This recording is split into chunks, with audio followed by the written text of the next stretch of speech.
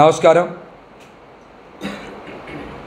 Janasena party అధ్యక్షులు పవన్ కళ్యాణ్ గారు జనసేన పార్టీని ఏ ఎజెండా కోసం స్థాపించారు, అసలు ఆయన ఏ జెండా కోసం పనిచేస్తున్నారో ప్రజలకు సమాధానం చెప్పాలి. ఆయన ఎజెండా ఏంటి, ఆయన ఏ జెండా కోసం పనిచేస్తారో సమాధానం చెప్పాలి. ఆయన ఎజెండా తెలుగుదేశం పార్టీ అధ్యక్షులు చంద్రబాబు నాయుడు గారిని ముఖ్యమంత్రి చేయడమా? ఆయన జెండా తెలుగుదేశం పార్టీని పైకి తీసుకురావడమా? జనసేన పార్టీని ఎప్పటికీ ఎదగనివ్వకుండా కేవలం చంద్రబాబు నాయుడు గారి పల్లకి మొయ్యడమేనా ఆయన ఎజెండా? దీనికి ఆయన సమాధానం చెప్పాలి. పవన్ కళ్యాణ్ గారి ఎజెండా చంద్రబాబు గారిని ముఖ్యమంత్రి చేయడమేనా? దీనికి ఆయన ముఖ్యంగా కాపు యువతకి ఆయన సమాధానం చెప్పాలి. ఎందుకు ఆయన జన సైనికులను కానీ, కాపు యువతను కానీ, వేరే మహిళలను కానీ తెలుగుదేశం పార్టీ జెండా మోసే కూలీలుగా తయారు చేసి దానికి త్యాగం అనే పేరు ఎందుకు పెడతా ఉన్నారో ఆయన సమాధానం చెప్పాలి. అసలు పవన్ కళ్యాణ్ గారి రాజకీయ లక్ష్యం ఏంటి, రాజకీయ పయనం ఏంటి, కనీసం ఆయనకైనా ఈ విషయాలు తెలుసా? ఉన్న వాస్తవాలు చెప్తున్నా. మరి దీని మీద మాట్లాడండి. ఈ మధ్య ఇంకో గొప్ప విచిత్రం జరిగింది. ఏంటో తెలుసా? అది జనసేన పార్టీ అసెంబ్లీ పార్లమెంట్ అభ్యర్థులకి తెలుగుదేశం పార్టీ కార్యాలయం నుంచి చంద్రబాబు నాయుడు గారు టెలికాన్ఫరెన్స్ నిర్వహించారు. అర్థమైందిగా మురళి గారు? ఎవరు నిర్వహించాలి? పవన్ కళ్యాణ్ గారు జనసేన పార్టీ కార్యాలయం నిర్వహించాలి. కానీ పవన్ కళ్యాణ్ గారు నేను మొన్నే చెప్పా, ఈ పార్టీ ఏదో ఒక రోజు అంటే ఒక 12 నెలల కాలంలో తెలుగుదేశం పార్టీలో కలిసిపోతుందని చెప్పా. నేను చెప్పి వారం రోజులు 10 రోజులు కూడా కాకముందే జనసేన పార్టీ తరపున పోటీ చేస్తున్న వాళ్ళు కూడా 11 మంది తెలుగుదేశం పార్టీ ఇతర పార్టీ నాయకులు అని చెప్పా. వాళ్ళకి ఎన్నికల టెలికాన్ఫరెన్స్ చంద్రబాబు నాయుడు గారు నిర్వహించారంట. అంటే అందులో పవన్ కళ్యాణ్ గారు కూడా ఉండుంటారు అందులో. అంతేనా? శేషగిరి గారు అంతేనా? అందులో ఎవరు కూడా ఉండుంటారు? పవన్ కళ్యాణ్ గారు కూడా ఉండుంటారా? అంటే జనసేన పార్టీ తరపున పోటీ చేసే అసెంబ్లీ పార్లమెంట్ అభ్యర్థులకి టెలికాన్ఫరెన్స్ ఎవరు నిర్వహిస్తారో తెలుగుదేశం పార్టీ కార్యాలయం నుంచి చంద్రబాబు నాయుడు గారు నిర్వహిస్తారంట. అసలు జనసేన పార్టీ ఉందా లేదా? ఎన్నికలకు ముందే విలీనం చేశారా? దీనికి పవన్ కళ్యాణ్ గారు సమాధానం చెప్పాలి. కాపు యువత మీ మీద ఎన్నో ఆశలు పెట్టుకొని వాళ్ళందరూ పాపం కష్టపడి పనిచేసి మీ వెనకాల తిరుగుతుంటే వాళ్ళని అలా మోసం చేసి మభ్యపెట్టి మా పెద్దనాళ్ళని ఘోరంగా మోసం చేస్తూ మళ్ళీ తెలుగుదేశం పార్టీకి చంద్రబాబు నాయుడు గారికి పని చేయించడం ఏంటి? ఏం చేద్దాం అనుకుంటున్నారు మీరు? వాళ్ళని ఏం చేద్దాం అనుకుంటున్నారు? దీనికి మీరు సమాధానం చెప్పాలి. ఇంకొక ముఖ్యమైన విషయం, Janasena party political affairs committee chairman తెలుసుగా, నాదెండ్ల మనోహర్. అసలు కష్టపడకుండా రాజకీయాలను అడ్డం పెట్టుకొని డబ్బులు సంపాదించడం ఎలాగో ఆయన దగ్గర ఘనంతో పెట్టిన విద్య ఉంటుంది. ఆయన దగ్గర అసలు కష్టపడక్కర్లా, రాజకీయాలను అడ్డం పెట్టుకొని డబ్బులు ఎలా సంపాదించాలో ఆయనకి బ్రహ్మాండంగా తెలుసు. ఆయన పవన్ కళ్యాణ్ గారితో ఒకరిద్దరు వ్యక్తులను కల్పించి కేవలం ఇద్దరు కూర్చునే 10 కోట్ల రూపాయలు విలువ చేసే స్పోర్ట్స్ కార్ని కొనుగోలు చేశారు. అది కూడా ఆయన పేరు మీద అయితే వైట్లో చూపించాల్సి వస్తుందని బ్లాక్లో ఒక బినామీ వ్యక్తి మీద పెట్టారు. కేవలం ఇద్దరు కూర్చొని నడిపే ఒక స్పోర్ట్స్ కార్ విలువ 10 కోట్లు. ఆ 10 కోట్ల రూపాయల స్పోర్ట్స్ కార్ని హైదరాబాద్లో ఒక సాఫ్ట్వేర్ కంపెనీ పార్కింగ్ చేస్తూ ఉన్నారు. ఈ మాట వాస్తవం.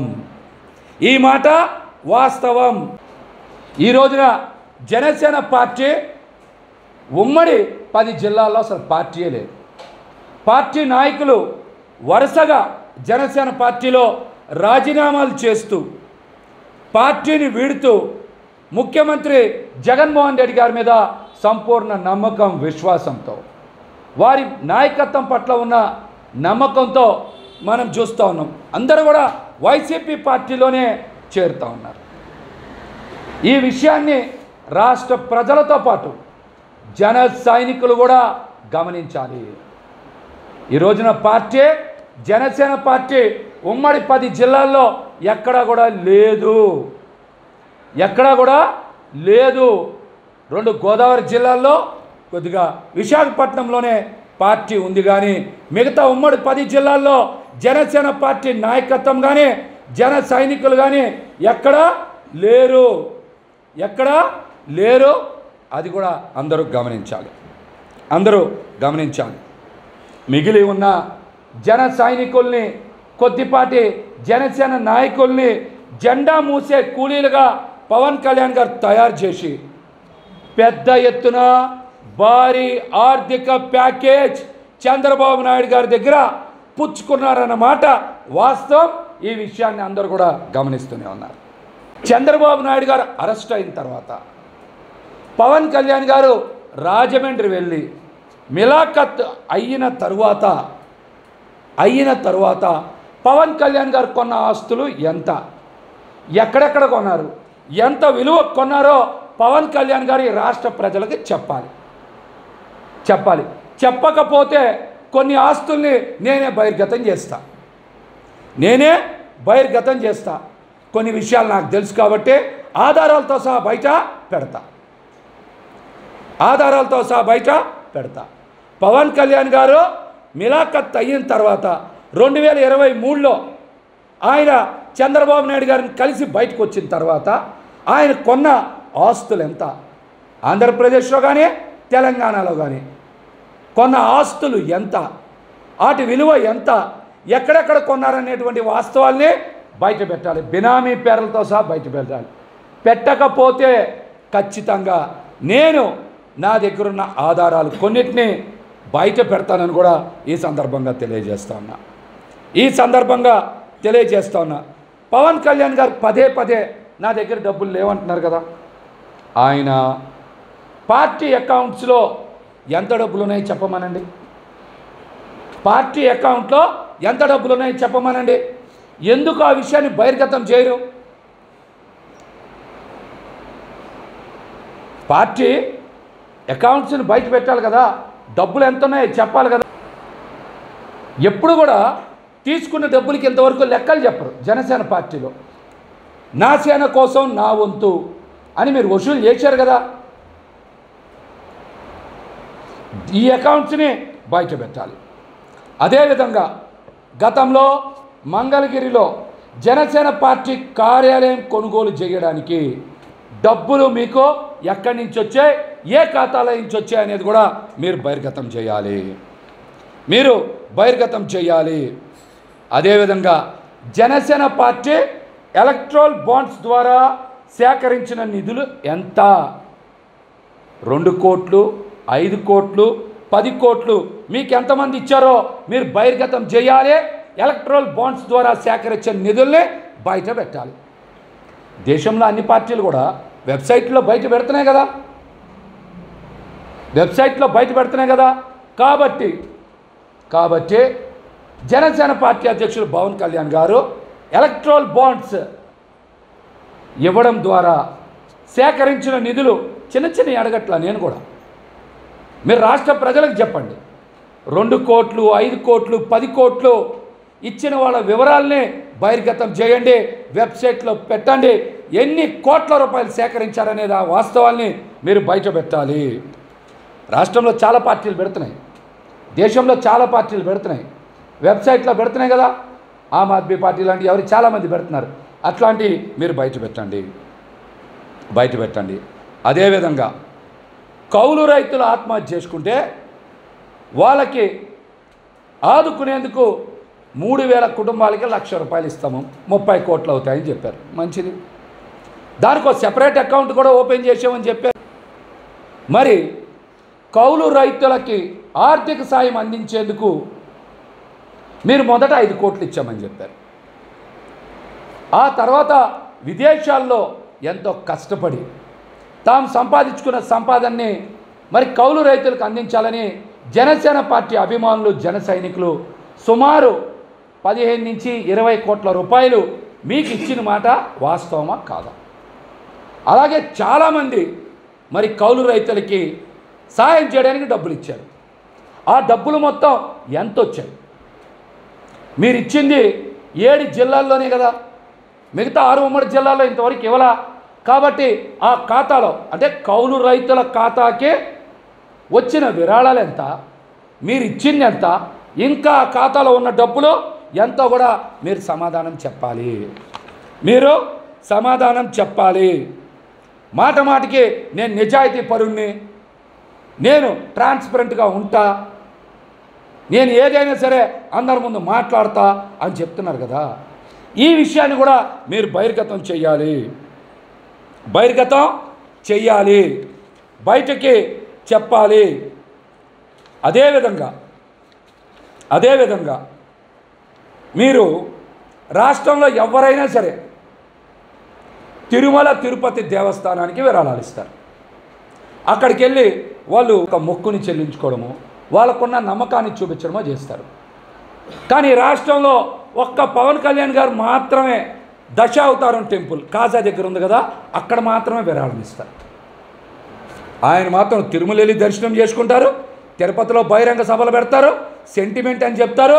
కానీ తిరుమల తిరుపతి దేవస్థానానికి మాత్రం ₹1 కూడా విరాళం ఇవ్వరు.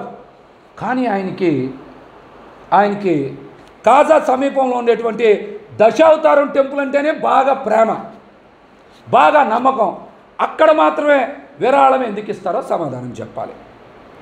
అక్కడ మాత్రమే విరాళం ఎందుకు ఇస్తారో సమాధానం చెప్పాలి. అసలు ఈ విషయం మాకే అర్థం కావట్లా. చాలామంది మీరు కూడా వెళ్తారు కదా, మురళి గారు వెళ్తారుగా, తిరుమల వెళ్తారు, హుండీలో 1000, 2000, 5000 వేస్తారు, మొక్కు చెల్లిస్తారు. కానీ మా పవన్ కళ్యాణ్ గారు తిరుమలలో చెల్లించారు మొక్కులు. అన్నీ ఎక్కడ చెల్లిస్తారు? దశావతారం టెంపుల్ కాజాలో చెల్లిస్తారు మొక్కులన్నీ. దానికి కారణం ఏంటో కూడా పవన్ కళ్యాణ్ గారు సమాధానం చెప్పాలి. దానికి కారణం ఏంటో కూడా పవన్ కళ్యాణ్ గారు సమాధానం చెప్పాలి. ఈ రోజుకి మరి పార్టీలో కొంతమంది పెద్దలు నాగబాబు గారు, రుక్మిణి గారు, ఇలాంటి చాలామంది మిడ్ వ్యాలీ అపార్ట్మెంట్ మంగళగిరి దగ్గర ఎక్కడ ఉంటుంది, అపార్ట్మెంట్లో ఎవరెస్ట్ బ్లాక్లో ఉంటారు. వాటికి కూడా అద్దె కట్టేది పార్టీ ఖాతా నుంచి కాదు. వాటికి కూడా ఈ రోజుకి అద్దెలు చెల్లించేది, చాలామంది సెక్యూరిటీకి జీతాలు ఇచ్చేది, అపార్ట్మెంట్లకేమో అద్దె కట్టేది టీ టైం ఉదయ్ శ్రీనివాస్ గారు. మరి సెక్యూరిటీకి జీతాలు చెల్లించేది గ్రీన్కో కంపెనీ నుంచి చలమల శెట్టి నరసింహారావు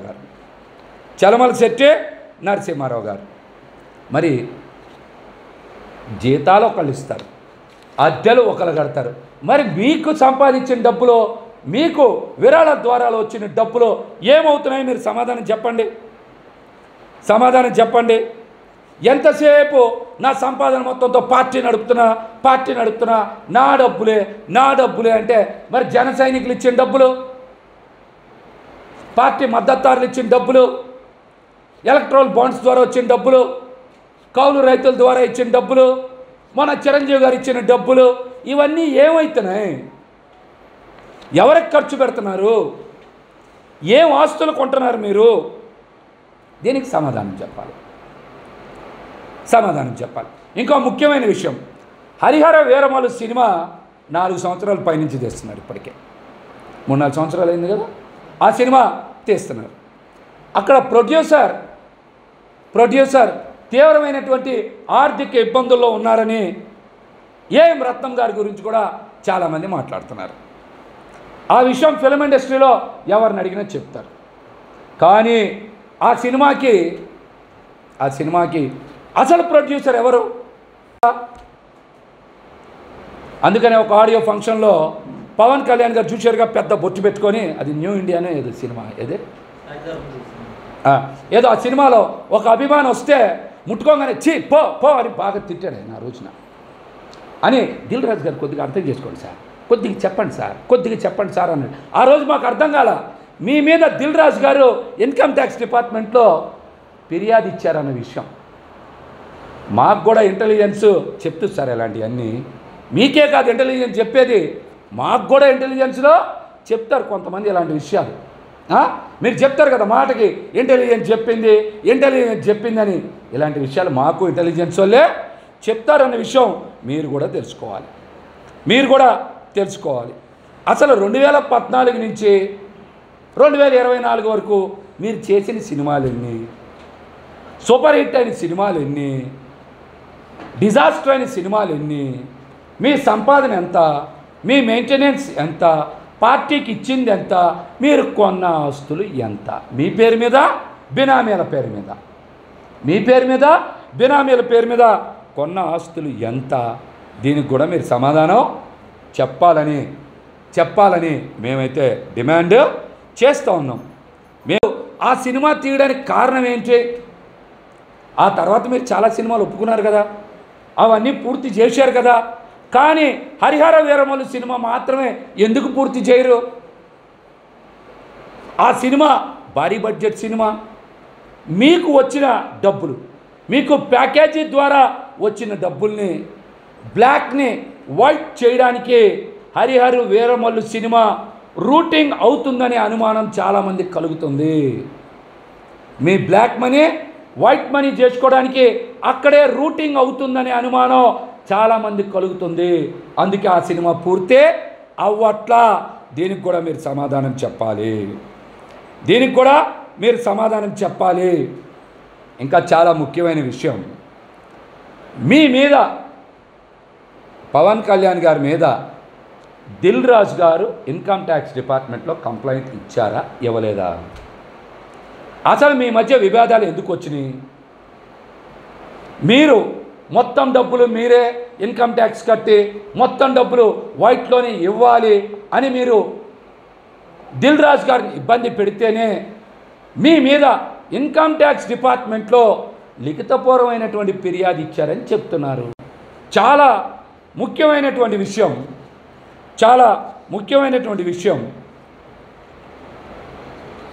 పదే ఫిలిం ఇండస్ట్రీ మా మీదే బతుకుతుంది, ఫిలిం ఇండస్ట్రీకి మేమే, ఫిలిం ఇండస్ట్రీలో 100 మంది మా మీద ఆధారపడి బతుకుతున్నారని చెప్తున్నారు. అసలు మీ మీద ఆధారపడి బతికింది ఎవరు? ఎవరిని అభివృద్ధిలోకి తీసుకొచ్చారు? ఎంతమందిని ప్రొడ్యూసర్స్గా చేశారు? ఎంతమందిని ప్రొడక్షన్ మేనేజర్స్గా చేశారు? ఎంతమందిని ఇప్పటి వరకు డైరెక్టర్లుగా చేశారో చెప్పండి. ఏమనంటే బ్రాండ్ అంటారు. మీకున్న బ్రాండ్ మోసం చేయడం, మాటలు చెప్పడం మోసం చేయడం. పవన్ కళ్యాణ్ గారికి ఉన్న బ్రాండ్ మాటలు చెప్పడం మోసం చేయడం. ఏ రోజైనా సరే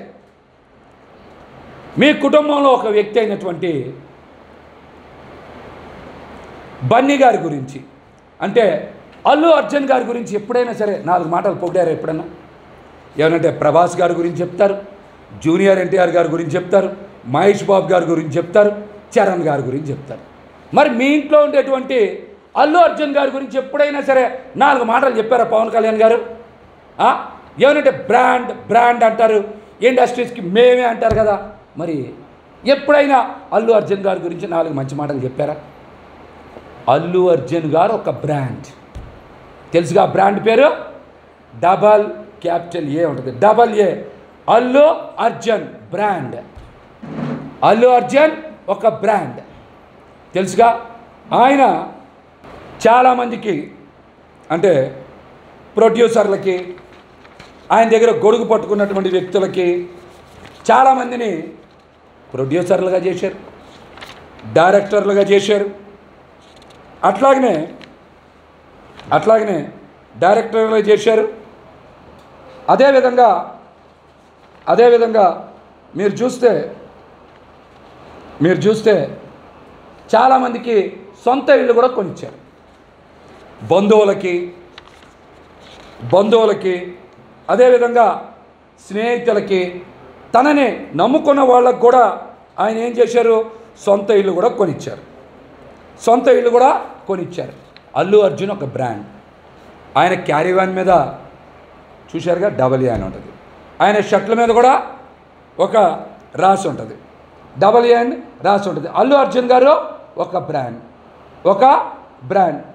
మరి ఆయన బ్రాండ్ ఏంటో తెలుసా? ఒక చినిగిపోయిన చొక్కా వేసుకొని,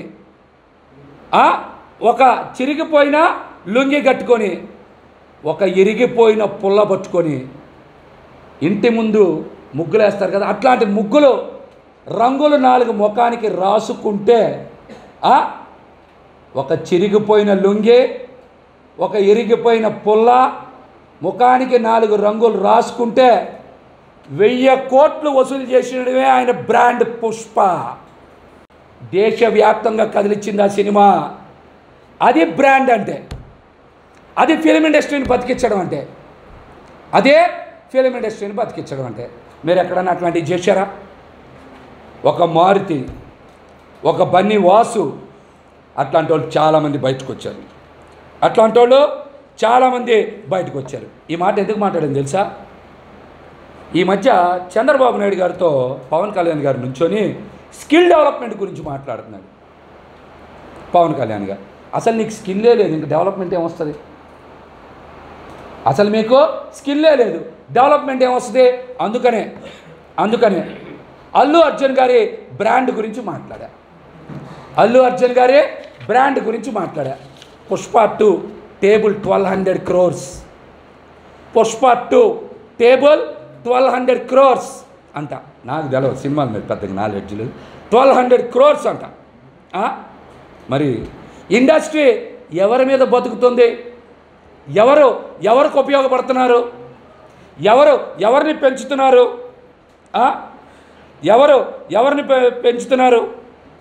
ఎవరైనా సరే. బన్నీ గారి దగ్గర నేను ఒక 4 పేర్లు చెప్పాను. మీ దగ్గర ఇలా పెరిగిన వాళ్ళ పేర్లు చెప్పండి. ఎక్కడైనా సరే ఇట్లాంటి పెరిగిన వాళ్ళ పేరు చెప్పండి. గణేష్ అనే ప్రొడక్షన్ మేనేజర్, గొడుగు పట్టుకున్న వ్యక్తి గణేష్ని ప్రొడక్షన్ మేనేజర్ చేశారు బన్నీ గారు. ఇట్లాంటివి ఏమైనా మీ దగ్గర ఉంటే చెప్పండి. ఆఖరికి మీ దగ్గర ఉండే తిరుపతి సీనుకు కూడా ఏం చేయలేదు కదా మీరు, పవన్ కళ్యాణ్ గారు ఏం చేయలేదు కదా. మరి మీరు బ్రాండ్ అని చెప్తారు, ఫిలిం ఇండస్ట్రీకి మేమే దిక్కు అని చెప్తారు. ఇట్లాంటి ఒక్క ఉదాహరణ చెప్పండి మీ దగ్గర ఏమైనా ఉంటే. మీకు ఎవరిచ్చారు? ఏ ఫిలిం ప్రొడ్యూసర్ ఇచ్చారు? మీరు ఎలా కొన్నారో కూడా సమాధానం చెప్పాలి. నాదెండ్ల మనోహర్ అనే వ్యక్తి తెనాల్లో ప్రజలందరూ కూడా, మీరందరూ నాదెండ్ల మనోహర్ మీ ఇంటికి వస్తే, ఎవరైనా సరే ఆయన తరపున ప్రచారానికి వస్తే ఓటుకి 10,000 అడిగి తీసుకొని వైసీపీకి ఓటేయండి. మీరందరూ ఓటుకే 10,000 20,000 అడిగి తీసుకోండి. ఎందుకంటే ఇద్దరు కూర్చునే కారు 10 కోట్లకు కొన్న వ్యక్తి మీకు 10,000 20,000 ఇవ్వలేరా? 10,000 20,000 తీసుకోండి. మీరు అందరు తెనాల్లో తీసుకొని ఓటు వేయాల్సింది మాత్రం ఫ్యాన్కి వేయాలి. దేనికి వేయాలి? ఫ్యాన్కి వేయాలి. తెనాలి దరిద్రం పోద్ది. అప్పుడు కానీ తెనాలి దరిద్రం పోద్ది. డబ్బులు ఇస్తాడు, బాగా ఉన్నాయి డబ్బులు తీసుకోండి. తీసుకొని ఓటు మాత్రం ఎవరికి వేయాలి? మన సింబాల్ ఫ్యాన్కి వేయాలి. దేనికే? ఫ్యాన్కి వేయాలి. వేయండి. ఏమండి, నా మీద చాలామంది నాయకులు చోటా మోటాగాళ్ళు, గల్లీల్లో తిరిగేటోళ్ళు, 420 గాళ్ళు, అమ్మాయిలు బ్రోకర్లు, చీటీలు ఎత్తేసిన వాళ్ళు, దొంగతనంగా ఆస్తులు కొట్టేసిన చాలామంది ప్రెస్ మీట్లు పెడుతున్నారు. నన్ను వ్యక్తిగతంగా విమర్శించడం కాదు, నేను అడిగిన పాయింట్స్కి రాజకీయంగా సమాధానం చెప్పండి. లేదా ఎక్కడైనా బహిరంగ చర్చకి సిద్ధమంటే, జనసేన పార్టీ తరఫున ఎవరైనా సిద్ధమంటే నేను వస్తాను. అంతేగాని ఇష్టానుసారం కారు కోతలు, పిచ్చి కోతలు కూస్తే తప్పనిసరిగా మేము కూడా మరింత ధీటుగా సమాధానం చెప్తాం. మీ మీద ఉన్న అన్ని ఆధారాలు బయట పెడతాం. నేను అడిగిన అన్ని ప్రశ్నలకి జనసేన పార్టీ అధ్యక్షులు పవన్ కళ్యాణ్ గారు ఈ రాష్ట్ర ప్రజలకి సమాధానం చెప్తారని ఆశిస్తా ఉన్నా.